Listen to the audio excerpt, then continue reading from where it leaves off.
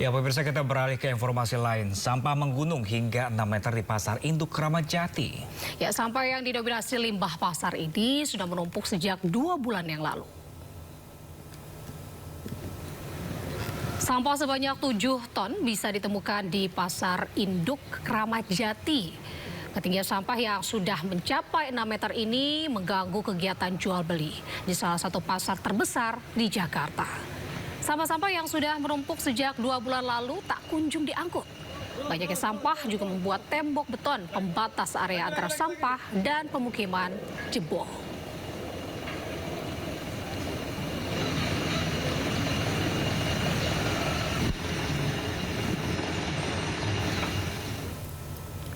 Pemirsa, viral di media sosial, warga berinisiatif menggambar sendiri area zebra cross yang hilang di Jalan Supomo, Tebet, Jakarta Selatan.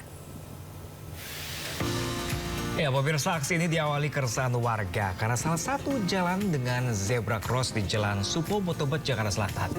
Namun di sisi seberang tak ada jalur zebra cross yang terpasang. Warga pun mengeluh pemerintah tak kunjung mengecat ulang zebra cross yang telah hilang sejak 2025. Berdasarkan keluhan ini, Ijul dan beberapa seniman grafiti menggambar ulang zebra cross menggunakan cat semprot agar warga tidak lagi kesulitan untuk menyeberang.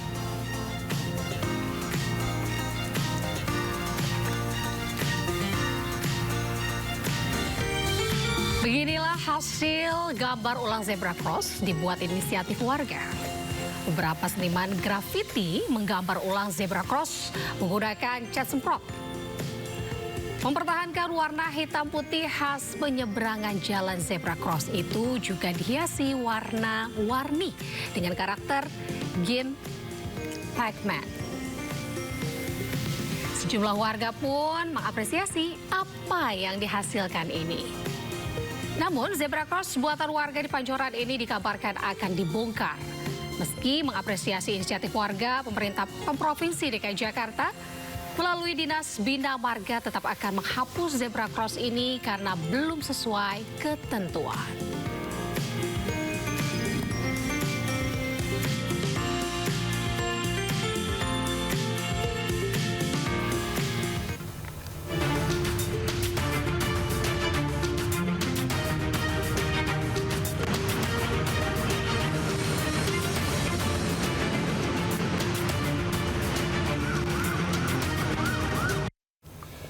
Dan pemirsa, saatnya kita simak pantauan arus lalu lintas. Kami telah terhubung dengan Bribtu Eklesia Putri Huta Barat dari NTMC Polri yang kini berada di kawasan Penas Cawang, Jakarta Timur. Selamat pagi Bribtu Eklesia, bagaimanakah pantauan arus lalu lintas dari tempat Anda melapor saat ini? Baik, terima kasih Pram dan Anita. Selamat pagi pemirsa, bersama kami dari NTMC Korlantas Polri akan menginformasikan situasi arus lalu lintas langsung dari kawasan Penas Cawang, Jakarta Timur. Dapat kita lihat bersama situasi arus lalu lintas di jam berangkat perkantoran tampak cukup ramai dan terus mengalami peningkatan volume arus kendaraan dari berbagai arahnya, yakni dari arah Tanjung Priok yang akan menuju ke arah Pasar Rebo maupun Cililitan. Pada pagi hari ini tampak cukup ramai dan terlihat sudah adanya antrian kendaraan jelang traffic light di kawasan ini. Kami menghimbau kepada seluruh pengendara untuk tetap bersabar dan berhenti di belakang garis stop pada saat mengantri jelang traffic light. Dan juga kami menghimbau kepada seluruh pengendara dikarenakan di kawasan ini terdapat jalur busway. Kami menghimbau untuk tidak menggunakan lajur busway sebagai lajur kendaraan Anda karena dapat membahayakan keselamatan diri Anda.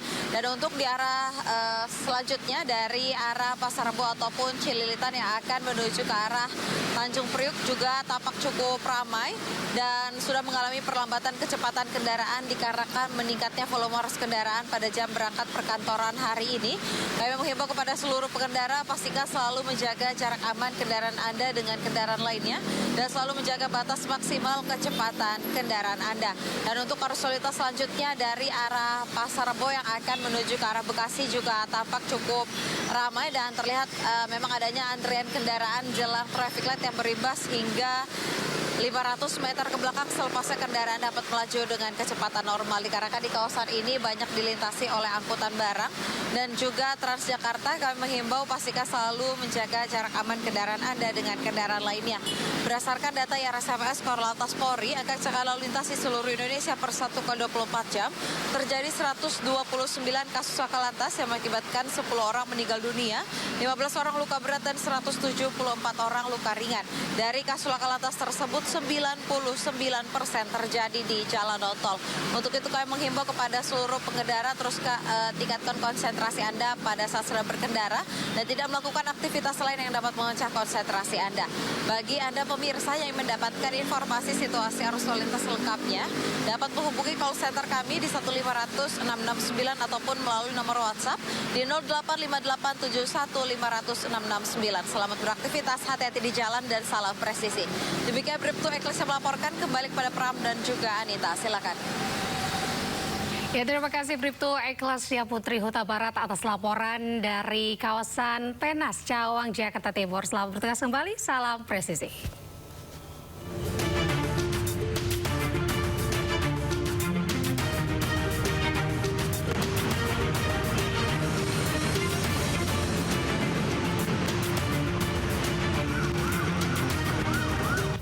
Komisi Nasional Hak Asasi Manusia meminta keterangan dari Polda Metro Jaya terkait perkembangan terkini kasus penyiraman air keras terhadap aktivis Kontras Andri Yunus. Ya, total ada 15 pertanyaan yang diajukan ke Polda Metro Jaya.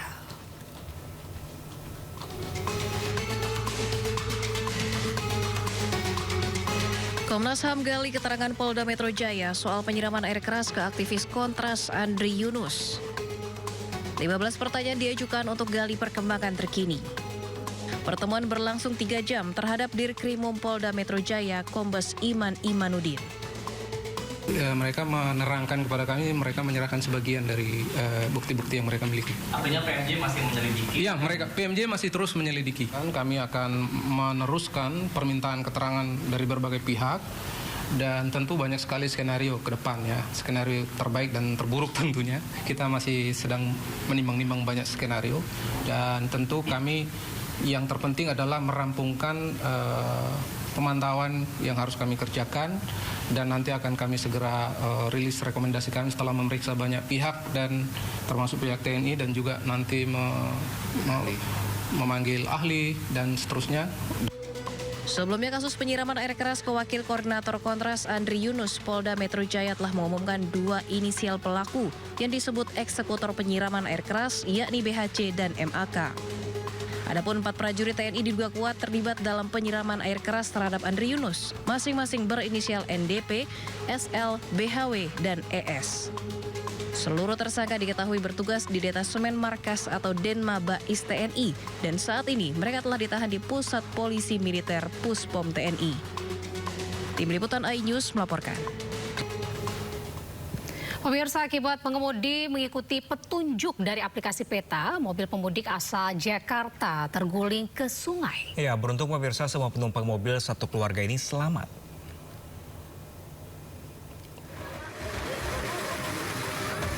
Petugas gabungan mengevakuasi sebuah mobil yang tercebur ke sungai Kawiyat di Desa Ketanggungan, Kecamatan Ketanggungan, Kabupaten Brebes, Jawa Tengah. Proses evakuasi berlangsung 5 jam menggunakan derek. Peristiwa berawal saat pemudik hendak pulang dari Brebes ke Kebumen, Jawa Tengah. Namun akibat pengalihan arus, pengemudi menggunakan Google Maps dan diarahkan melalui jalan perkampungan pinggir sungai.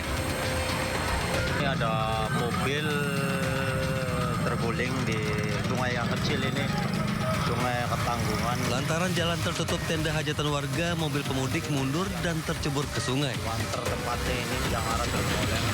Berhubung dia di depan ditutup kan ada hajatan, ada cara, akhirnya disuruh mundur balik. Nah, ternyata setelah itu Dia mundur, pas mundur itu ya karena mungkin jalanannya masih licin karena bekas banjir, Ya. akhirnya tergelincir. tergelincir. Berarti awalnya Tidak ada korban jiwa, satu keluarga penumpang mobil selamat. Dari Brebes, Jawa Tengah, Unibar iNews melaporkan.